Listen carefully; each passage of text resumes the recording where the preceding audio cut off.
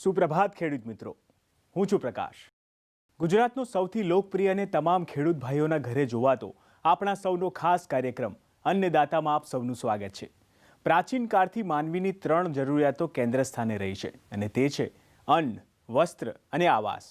News 18 ગુજરાતીનો હેતુ પણ એ છે કે ખેડૂત ભાઈઓ કૃષિમાં ખૂબ સારો વ્યવસાય કરીને અઢળક કમાણી કરે। તો ચાલો આજના કાર્યક્રમના જાણી લઈએ મુખ્ય અંશો। ખેડૂત મિત્રો, ચોમાસાની સિઝન બાદ દક્ષિણ ગુજરાતના અનેક ખેડૂતે બાગાયતી ખેતી માટે છોડ તૈયાર કરવાની ખેતી કરતા હોય છે। કેરી, ચીકુ, જામફળ, દાડમ અને જાંબુ જેવી અનેક જાતની બાગાયત ખેતીમાં વધુ ઉત્પાદન માટે તેની સારી જાતની કલમોની રોપણી કરવી જરૂરી છે। તો આજે આપણે અન્નદાતા કાર્યક્રમમાં સફેદ, લાલ અને કાળા જાંબુની ગુટી પ્રક્રિયાથી તૈયાર થતી કલમો વિશે માહિતી મેળવીશું। મારું નામ જયપ્રકાશ પ્રભુભાઈ ભંડારી, નારગોલ, ઉમરગામ તાલુકો, જિલ્લો વલસાડ। મારે ત્યાં સફેદ જાંબુ, લાલ જાંબુ, લીંબુ અને પેરુની હું કલમો બનાવું છું અને એ કલમ ગુટી કલમ તરીકે ઓળખાય છે। અને એ ગુટી કલમ બનાવવા માટે જ્યારે વરસાદ પડતો હોય ત્યારે પહેલી સિઝનમાં એને બાંધી દેવામાં આવે છે। તો લગભગ 1 મહિનામાં એના મૂળો દેખાતા થઈ જાય છે। એને બાંધવા માટે એક ટ્રાન્સપરન્ટ પ્લાસ્ટિક અને મૌસ તરીકે ઓળખાતી એક વસ્તુ છે, જે એક લીલી શેવાળ પ્રકારની પથ્થર પર થતી લીલ છે અને એને સૂકવીને રાખી પાણીમાં ડુબાડીને એને ઉપયોગમાં લેવામાં આવે છે। જ્યારે જાંબુની કલમો બાંધવામાં આવે ત્યારે એની ગાંઠ ઉપરથી મોટે ભાગે મૂળો નીકળતા હોય, એ ગાંઠના પાછળનો ભાગ એની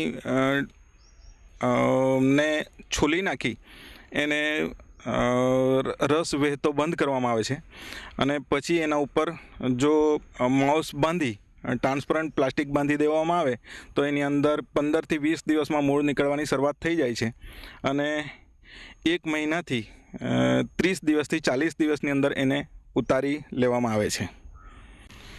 આ જે જાંબુની ડાળી છે એ ડાળીની અંદર આ ગાંઠને ધ્યાન પર લઈ ગાંઠથી લગભગ અડધા સેન્ટીમીટર નીચે એક સામાન્ય એની છાલ કપાય એટલો જ કાપ કરવો। એ અંતરથી લગભગ 1 ઇંચ દૂર બીજો એક કાપ કરવો કે જેનાથી ડાળી નહીં કપાય અને આ માત્ર એની છાલ કપાય। છાલના ઉપર એક ઊભો કાપ કર્યા પછી આને ખોલી નાખવામાં આવે તો આના ઉપરથી આ છાલ નીકળી જશે। આ જે છાલ નીકળી ગયા પછી એના ઉપર જે થોડી ઘણી પણ જે છાલ બચી ગયેલી હોય એને આપણે ચપ્પુ ફેરવીને સાફ કરી નાખવામાં આવે। સાફ કર્યા પછી એના ઉપર ફરી પાછું આ બચેલો કૂચો એ સાફ કરવો। ધ્યાન પર એ રાખવું કે એમાં એક પણ દોરો છાલનો અંદર બચવો ન જોઈએ, જેથી એનો જે આ મુખ્ય ડાળીમાંથી એના થડ પરથી જે ડાળી ઉપર તરફ જતો જે પ્રવાહ છે એનો રસનો એ બંધ થઈ જાય। પરિણામે આ ગાંઠ ઉપરથી એનો મૂળ નીકળવાનો થશે। એ માટે આ ટ્રાન્સપરન્ટ પ્લાસ્ટિક અને આ પાણીમાં ભીંજાવેલું માઉસ છે એ માઉસને એની આ ઉપરની ગાંઠ ઉપર બાંધી ટ્રાન્સપરન્ટ પ્લાસ્ટિક એના ઉપર વીંટાળી દેવામાં આવે છે। ટ્રાન્સપરન્ટ પ્લાસ્ટિક એટલા માટે વીંટાળવામાં આવે છે કે જેના વડે અંદર મૂળ આવી ગયા હોય તો એ આપણે જોઈ શકાય છે।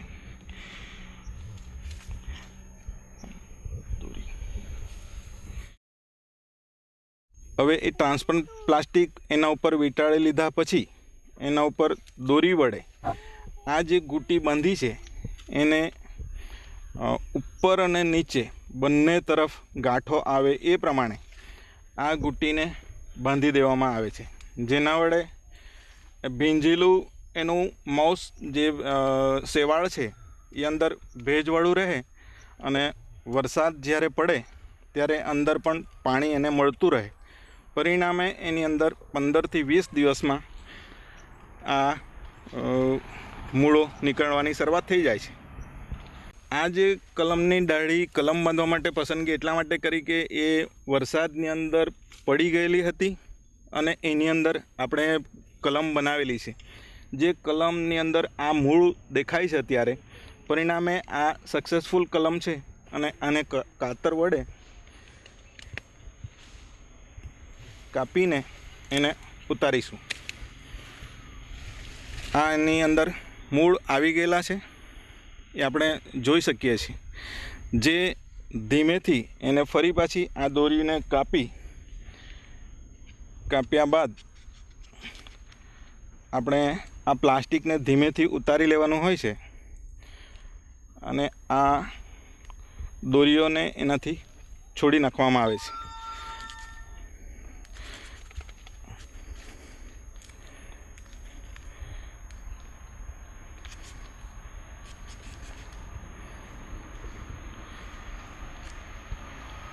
આ જ્યારે પ્લાસ્ટિક કાઢો ત્યારે એના ઉપર જે મૂળ આવેલા છે એ મૂળ આ રીતના હોય છે, જેને આપણે થેલીમાં હવે સીધું રોપી શકીએ. હવે આ એનો પ્લાન્ટ તૈયાર થઈ ગયો છે.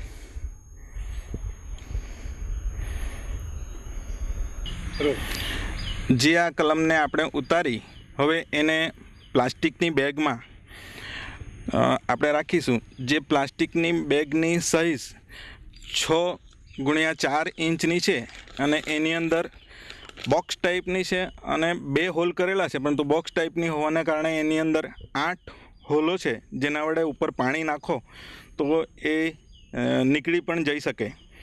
જે માટી વાપરવામાં આવી છે, જે માટીની અંદર પીળી માટી એની સાથે કોહવાયેલું છાણ મિક્સ કરવામાં આવેલું છે. જે પહેલાં થેલીમાં અડધી થેલી ભરવામાં આવે છે. એ અડધી થેલી ભર્યા બાદ આ જે કલમ છે એ કલમને અંદર નાખવામાં આવે છે. ધ્યાનમાં એ રાખવાનું હોય છે કે જ્યારે આ થેલીની અંદર આપણે ભરીએ ત્યારે એના મૂળો તૂટે નહીં અને આસાનીથી આ ટાઈટ કરીને થેલી ભરી શકીએ. જો આ થેલીની અંદર ઢીલાશ પણ રહી જાય તો એ છોડ ફરી પાછો મરવાની શક્યતાઓ રહે છે. એટલે એ થેલીને પણ ટાઈટ કરવા માટે ઉપરથી પ્રેસ કરવામાં આવે છે અને પછી અંદર બાકીની માટી અંદર સમાવવામાં આવે છે. થેલી પણ પૂરેપૂરી ના ભરતા 1 ઇંચની જગ્યા એમાં ખાલી રાખવામાં આવે કે જેથી આ થેલીમાં જ્યારે આપણે પાણી આપીએ ત્યારે થોડું પાણી અંદર સંગ્રહાય પણ રહે અને હોલ વાટે એ બહાર પણ નીકળી શકે. એને થેલીની અંદર વધારે પાણી ભરાઈ રહે એવા સંજોગોમાં જો હોલ ન પડેલા હોય તો એ છોડને ખરાબ પણ કરી શકે. માટે આ જે કલમ છે એને આ રીતે આટલું બાકી રાખી હોલો વટે પાણી નીકળે એ પ્રમાણે કરવું.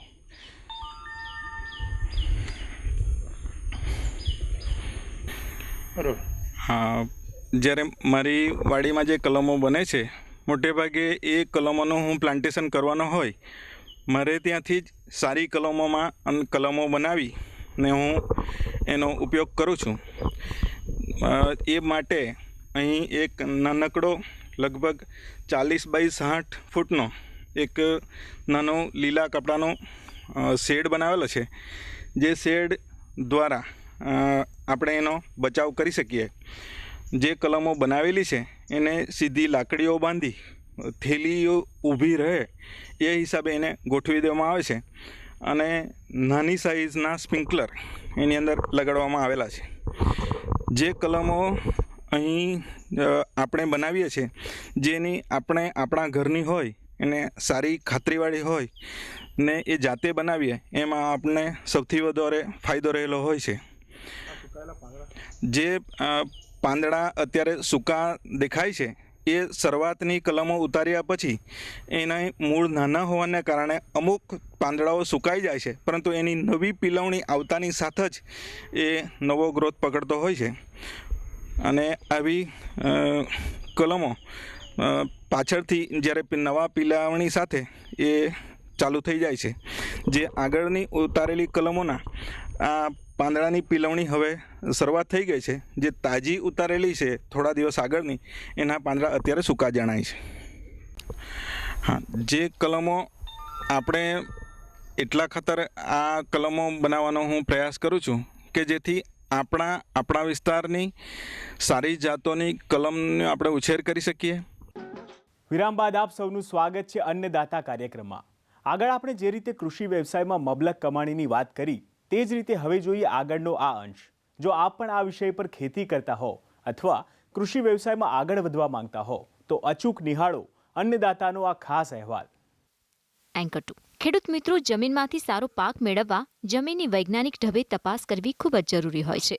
કૃષિ વૈજ્ઞાનિકો દ્વારા પણ જમીનની ઊંડી ખેડ કરવા સલાહ આપવામાં આવતી હોય છે. પરંતુ જો જમીનની યોગ્ય પદ્ધતિથી વૈજ્ઞાનિક ચકાસણી કરવામાં આવે તો જમીનમાં ખૂટતા તત્વો વિશે વધુ સારી રીતે માહિતી મેળવી શકાય છે અને જમીનને ફળદ્રુપ કરીને તેમાં પાક વાવી શકાય છે. તો ચાલો જાણીએ જમીનની વૈજ્ઞાનિક પદ્ધતિથી કરવામાં આવતી ચકાસણી વિશે. નમસ્કાર ખેડૂત મિત્રો, મારું નામ લલિત કુમાર ટી કપૂર, જમીન વૈજ્ઞાનિક, કૃષિ વિજ્ઞાન કેન્દ્ર અંબેટી. આજે હું તમને વાત કરીશ કે આપણે જમીનને સારી રીતે તૈયાર કરવી હોય તો શું કરી શકાય અને એમાંથી સારું ઉત્પાદન લેવા માટે શું શું પગલાં લેવાના છે. તો એના પર થોડીક વાત કરીએ આપણે કે કોઈપણ પાકની વધારે ઉત્પાદન લેવું હોય તો એના માટે જમીનની તૈયારી એક ખૂબ જ અગત્યનું અંગ છે. અને જમીનની તૈયારી એ ખૂબ જ અગત્યનું અંગ હોવાથી એની અંદર થોડુંક ધ્યાન પણ એટલું જ આપવું જોઈએ. અને એટલા માટે કરીને શરૂઆત આપણે એની ઊંડી ખેડથી શરૂઆત કરીએ છીએ આપણે. અને ઊંડી ખેડ કરવા માટે પણ આપણે જોઈએ કે જ્યારે તાપ પડતો હોય ત્યારે એને તપાવીને જો આપણે વ્યવસ્થિત ઊંડી ખેડ કરેલી હોય તો ઘણી બધી જીવાતો અને રોગથી આપણે એને પાકને બચાવી શકીએ છીએ. અને જમીનનું ઉપલું પડ જે કડક હોય એ ઉપલું પડ પણ જો ઢીલું પડે અને એના કારણે કરીને આપણે થોડીક જમીન છિદ્રાળુ બનશે અને છિદ્રાળુ જમીનના અંદર જો આપણે પાક ઉગાડીશું તો સારો પાક થશે. એના પછી આપણે જે થોડુંક જમીન ચકાણીની વાત કરીએ તો કોઈપણ પાક આપણે વ્યવસ્થિત ઉગાડવો હોય તો એને સમતોલ આહાર આપવો જોઈએ, મતલબ કે સંતુલિત પોષણ આપવું જોઈએ. સંતુલિત પોષણમાં એને જરૂરી જેટલા તત્વો છે એ બધા જ તત્વો એને વ્યવસ્થિત રીતે મળી રહે એટલા માટે કરીને આપણે પહેલાં તો એને કઈ જરૂરિયાત છે, જમીનમાં કેટલા પડેલા છે અને આપણે બહારથી કેટલા આપવા જોઈએ એ થોડુંક આપણે નક્કી કરવું જોઈએ. પણ એ આપણે દેખીતી રીતે નક્કી કરી શકતા નથી. તો તેના માટે કરીને આપણે જમીનની ચકાસણી કરાવવી પડે. તો એના માટે આપણે પાક ઉગાડતા પહેલાં જમીનની અંદર આપણે જઈ આપણું જે ખુલ્લું ખેતર છે એના પર જઈ અને તમારે એમાંથી 1.5 ફૂટ ઊંડો ખાડો ખોદી અને એમાંથી નમૂનો લેવાનો હોય છે. જમીનનો નમૂનો લેવા માટે આખા ખેતરમાં ફરી અને લગભગ 8 થી 10 પોઈન્ટ તમારે નક્કી કરવાના હોય છે વાંકા ચૂકા ચાલીને. અને પછી તમારે 1.5 ફૂટ ઉપરનો બધો કચરો દૂર કરી દેવાનો. અને બધો કચરો દૂર કર્યા પછી તમારે કોદાળી વડે અને જો પોચી જમીન હોય તો હાથ વડે પણ તમે નમૂનો લઈ શકો છો. એક તગારામાં તમે લગભગ 1.5 ફૂટ જેટલો ખાડો ખોદી અને એમાંથી ઉપરથી નીચે સુધીનો જમીન આવે એ રીતે પ્રમાણે કરીને એક જગ્યાએથી નમૂનો તમારે લેવાનો હોય છે. આવી રીતે તમે જે 10 થી 12 પોઈન્ટ જે નક્કી કરેલા છે એ 10 થી 12 પોઈન્ટ જે છે એ દરેક જગ્યાએથી તમારે થોડો નમૂનો લેવાનો હોય છે. એટલે આપણી પાસે લગભગ 1.5 થી 2 કિલો જેટલો નમૂનો આવી જશે. હવે 1.5 થી 2 કિલો જે નમૂનો આવ્યો એ નમૂનાને પછી તમારે સરખા ભાગે વેચવાનો હોય છે. મતલબ કે એનો રોટલો કરી અને એને 4 સરખા ભાગે વેચી અને મિશ્ર કરી દેવાનો હોય છે. આમ 2-3 વખત કરીશું એટલે તમારો આખો જે નમૂનો જે કહીએ એ આખા જમીનનું પ્રતિનિધિત્વ ધરાવતો નમૂનો થઈ જશે. મતલબ કે એની અંદર આખા ખેતરનો બધી જ લાક્ષણિકતાઓ આવી જાય એ રીતનું થઈ જશે. તો આ નમૂનો પછી તમે ચકાસણીમાં મોકલતા પહેલાં એમાંથી કચરો અને બીજા કાંકરા કે બધું દૂર કરી અને જરાક વ્યવસ્થિત છાંયડે સૂકવી અને પછી તમે એને જમીનને વ્યવસ્થિત પ્લાસ્ટિકની કોથળીમાં પેક કરી અથવા કાપડની કોથળીમાં પેક કરી ઉપર તમારું નામ લખો, ગામ લખો, ફળિયું લખો, કયો પાક લેવાનો છે એ લખો, કોઈ ખાતર આપેલું છે કે નહીં એ લખો. એ બધું માહિતી મોકલી અને તમારે પ્રયોગશાળામાં આ નમૂનો સબમિટ કરવાનો હોય છે. અને એના પછી જે રિપોર્ટ આવે એ રિપોર્ટ આધારિત તમે જો ખાતર વાપરો તો તમારી જમીન 100% સારી થશે. કારણ કે સંતુલિત આહાર મળશે તો સંતુલિત આહારના કારણે છોડ સારો થાય. જો વધારે ખાતર પડે તો પણ ઝેરી અસર નડશે અને જો એની ઓછું ખાતર નાખીએ તો એની ત્રુટી થશે. મતલબ કે એની અંદર તત્વોની ખામી આવશે અને તત્વોની ખામીના કારણે રોગ થશે. તો આપણે બહારથી એને દવા નાખવી પડશે. તો આ થાય નહીં એના માટે કરીને સંતુલિત આહાર કરવો જોઈએ. અને સંતુલિત આહાર માટે કરીને સંતુલિત પોષણ માટે કરીને આપણે સંતુલિત ખોરાક જે ખાતરો વાપરવા જોઈએ અને એના માટે કરીને જમીન ચકાસણી કરાવવી જોઈએ. એનાથી પણ એક બીજું અગત્યનું વાત કરીએ કે જમીન ચકાસણી તો કરાવી જ છે, પણ એની સાથે સાથે જમીનનું સ્વાસ્થ્ય જો જાળવવું હોય, ટકાઉ કરવું હોય, તો એને જમીનના તત્વો જે છે જકડાઈ રહે એટલા માટે કરીને જમીનની અંદર સેન્દ્રિય પદાર્થ પણ હોવો એટલો જ જરૂરી છે. અને સેન્દ્રિય પદાર્થ છે આપણને કુદરતી ખાતરો જેવા કે છાણિયું ખાતર છે, કમ્પોસ્ટ છે, ખોળ છે, આ બધામાંથી તમને મળી રહેશે. તો એ બધા ખાતરો જમીનની તૈયારી કરતી વખતે જો તમે આપો તો તમને સારામાં સારું તમને વ્યવસ્થિત તમને જમીનની ટકાઉપણું મળી રહેશે. તમે કોઈ પણ ખાતર વાપરો પણ એની સાથે છાણિયું ખાતર જો વાપરો તો તમને એનો જે કસ છે એ કસ જળવાઈ રહેશે અને તમને લાંબા સમય સુધી એની અસર તમને જોવા મળશે. સાથે સાથે જમીનની ફળદ્રુપતા પણ જળવાઈ રહેશે. એટલા માટે કે આપણે રાસાયણિક ખાતરો ઉમેરીએ એટલે તત્વો જ ખાલી ઉમેરીએ, જ્યારે સેન્દ્રિય ખાતર ઉમેરીશું ત્યારે તત્વોની સાથે સાથે સેન્દ્રિય તત્વો પણ જમીનમાં ઉમેરાય છે, જે રાસાયણિક તત્વોને જકડી રાખવા માટે મદદરૂપ થાય છે.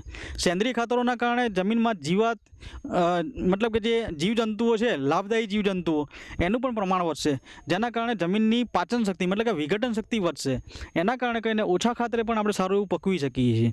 મતલબ કે જમીનની સારી ફળદ્રુપતા જોઈતી હોય તો જમીનમાં ખાલી તત્વોની જરૂર નથી, પણ સાથે સાથે સેન્દ્રિય તત્વોની પણ જરૂર છે અને લાભદાયી જીવાણુની પણ જરૂર છે. તો એટલા માટે કરીને આપણે ખાલી રાસાયણિક ખાતરો ન વાપરવો જોઈએ, પણ એની સાથે બાયો ફર્ટિલાઇઝર છે, પછી સેન્દ્રિય ખાતરો છે, આનો પણ તમારે ભરપૂર ઉપયોગ કરવો જોઈએ કે જેના કારણે આપણી જમીનની જે ફળદ્રુપતા છે લાંબા સમય સુધી ટકી રહે. સાથે સાથે એની સાથે તમે રાસાયણિક ખાતરોનો છે એનો બચાવ પણ થાય છે. અત્યારે ડાય જેવા જે ખાતરો છે, ડીએપી જેવા જે ખાતરો છે જે મોંઘા થતા જાય છે, તો આ ખાતરોનો ઓછો ઉપયોગ થાય તો તમે ખેતી ખર્ચ પણ બચાવી શકો છો. અને એ ખેતી ખર્ચ બચે તો એનો મતલબ એવું કે આપણે ખેતીમાં નફો પણ વધશે. તો આ નફો વધે અને આપણી ખેતી સફળ થાય એટલા માટે કરીને જમીન ચકાસણી કરાવો અને સાથે સાથે સેન્દ્રિય ખાતરો, જૈવિક ખાતરોનો સારો એવો ઉપયોગ કરો તો આપણી ખેતી 100% સમૃદ્ધ થશે. વિરામ બાદ ફરી આપનું સ્વાગત છે અન્નદાતામાં. ખેડૂત મિત્રો, ચાલો હવે જોઈશું કાર્યક્રમમાં આગળ શું છે આપના માટે ખાસ. કૃષિ વ્યવસાયમાં ટેકનોલોજી સાથે જો આપ પણ આગળ વધવા ઈચ્છતા હોવ તો અચૂક નિહાળો અન્નદાતાનો આ વિશેષ અહેવાલ. દક્ષિણ ગુજરાત અને મધ્ય ગુજરાતના ખેડૂત મિત્રો મોટા પ્રમાણમાં ડાંગરની ખેતી સાથે જોડાયેલા છે. ડાંગરનો પાક મેળવ્યા બાદ આ ખેડૂત મિત્રો તેનો સેન્દ્રિય કચરો જેને બાળી દેતા હોય છે અને તેના પરિણામે જમીનમાં રહેલા બેક્ટેરિયા અને જીવજંતુનો નાશ થાય છે. પરંતુ આ જો સેન્દ્રિય કચરાને ડેડક પદ્ધતિથી ખાતરમાં પરિવર્તિત કરવામાં આવે તો જમીનને ખૂટતા તત્વો પણ આપી શકાય છે, જેના પરિણામે ઉત્તમ પ્રકારનો પાક મેળવી શકાય છે. તો ચાલો જાણીએ ડેપક પદ્ધતિથી તૈયાર થતા સેન્દ્રિય ખાતર વિશે. નમસ્કાર, મારું નામ ડૉક્ટર કે એ શાહ છે. કૃષિ વિજ્ઞાન કેન્દ્ર નવસારી કૃષિ યુનિવર્સિટી નવસારી ખાતે વૈજ્ઞાનિક તરીકે હું ફરજ બજાવું છું. ખાસ કરીને આજના જમાનામાં જ્યારે સેન્દ્રિય ખેતીની વાત ખૂબ જ વિપુલ પ્રમાણમાં ભારત નહીં પણ દુનિયાભરના દેશોમાં થાય છે, ત્યારે સતત સેન્દ્રિય ખેતી ઉપર નવા સંશોધનો કૃષિ યુનિવર્સિટીઓ ખાતે તેમજ જુદા જુદા સંશોધન કેન્દ્રો ખાતે કરવામાં આવે છે. ખાસ કરીને જે કંઈ પણ પાક પાકે છે એની ઉત્તમ ગુણવત્તા મેળવવા માટે અને સારું ઉત્પાદન મેળવવા માટે અને ઉત્પાદન વર્ષો સુધી લાંબા સમય સુધી ટકી રહે એ માટે સેન્દ્રિય ખેતી ખૂબ જ જરૂરી છે. અને એ બાબત ઉપર જે કંઈ સંશોધનો નવા થયા છે તેના વિશે આજે વાત કરીએ તો તમે અહીંયા જોઈ શકો છો કે છાણિયા ખાતરની મદદથી ઓછા છાણિયા ખાતરે અને કચરો જે કંઈ પણ આપણા ખેત ઉપર કચરો પેદા થાય છે, ખાસ કરીને નિંદામણ અને અન્ય કચરો જે કંઈ પણ કોવાઈ શકે એનો ઉપયોગ કરી અને આપણે નેડેપ કમ્પોસ્ટની મદદથી આપણે ખૂબ જ સારા પ્રમાણમાં સારું સેન્દ્રિય ખાતર બનાવી શકીએ છીએ. તો એ બનાવવાની પદ્ધતિને આપણે નેડેપ કમ્પોસ્ટ પદ્ધતિ કહેવામાં આવે છે. તમે અહીંયા જોઈ શકો છો કે જ્યાં પણ નેડેપ બનાવવાનું હોય તે જગ્યા સમતલ હોવી ખૂબ જ જરૂરી છે. અને આ નેડેપ બનાવવાની પદ્ધતિમાં મુખ્યત્વે ખાસ કરીને 12 ફૂટ લંબાઈ, 5 ફૂટ પહોળાઈ, 3 ફૂટ જમીનથી ઊંચું બનાવવાની જરૂર છે, જેમાં ઈંટો અને સિમેન્ટ રેતીની મદદથી એને પાકું ચણતર કરવાની જરૂર છે. ત્યારબાદ ખાસ કરીને ચણતર કર્યા બાદ જ્યારે પણ નેડેપ કમ્પોસ્ટ બનાવવાની શરૂઆત કરીએ તો સૌપ્રથમ એમાં અંદરના ભાગે છાણ અને પાણીની રબડી બનાવી અને ભીનું કરવું ખૂબ જ જરૂરી છે. ત્યારબાદ એમાં સૌપ્રથમ નીચે થરમાં આપણે જે કંઈ પણ કચરો પેદા થાય છે, નિંદામણ અને કોવાઈ શકાય એવા પાંદડા સહિતનો કચરો આપણે આ નેડેપ કમ્પોસ્ટમાં ભરવામાં આવે છે. અને ત્યારબાદ તેની ઉપર 100 થી 125 લીટર પાણી લઈ અને 10 કિલો છાણ લઈ અથવા તો રબડી આવે એ છાણની રબડીનો ઉપયોગ કરી અને એની ઉપર ફરીથી બીજું એક 5 થી 7 સેન્ટીમીટરનું થર ભરવાનું હોય છે. આ રીતે અને ત્યારબાદ એમાં ત્રીજું થર ઉપર ફરીથી 5 થી 7 સેન્ટીમીટરનું સારી માટી જે કંઈ ચારેલી છે એ સારી માટી ભરવાની રહે છે. આમ 3 થર બનાવવાના હોય છે. આવું 3 થર બનાવતા આ જે કંઈ નેડેપ કમ્પોસ્ટ છે એને છેક કમ્પોસ્ટની ઉપરથી 1 થી 1.5 ફૂટ ઊંચું ભરી દેવાની જરૂરિયાત રહે છે. અને આ ભર્યા બાદ તેની ઉપર છાણ અને માટીથી લીપણ કરી દેવું, જેથી કરી અને તેમાં હવાની અવરજવર ન થઈ શકે અને અંદરની ભાગમાં ભેજ જળવાઈ રહે. આ પદ્ધતિથી શરૂઆતના 15-20 દિવસમાં ધીરે ધીરે કચરાનું કોવડાવવાનું શરૂઆત થઈ જાય છે અને જેના લીધે આજે કંઈ પણ આપણે નેડેપ ખાડો ભર્યો છે એ ધીમે ધીમે બેસી જશે.